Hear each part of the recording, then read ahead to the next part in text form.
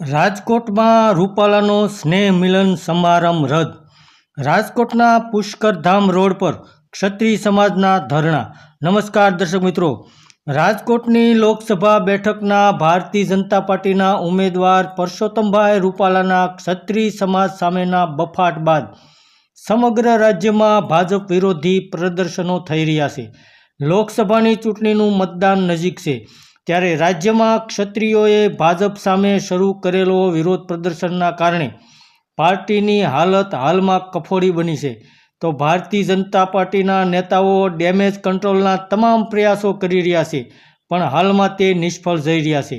તો આજે બપોરે રાજકોટના પુષ્કરધામ મેઇન રોડ ઉપર આવેલી પ્રદ્યુમન હાઇટ્સ રેસિડેન્સીમાં યોજાયેલ લોકસભાના ઉમેદવાર પરસોત્તમભાઈ રૂપાલાના સ્નેહ મિલન સમારંભનો ક્ષત્રિયોએ ઉગ્ર વિરોધ નોંધાવ્યો હતો.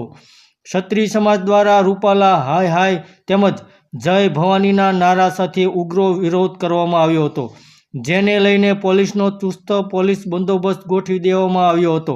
જોકે ક્ષત્રિય સમાજનો વિરોધ હોવાને કારણે રૂપાલાએ આ કાર્યક્રમ રદ કરવાની ફરજ પડી હતી.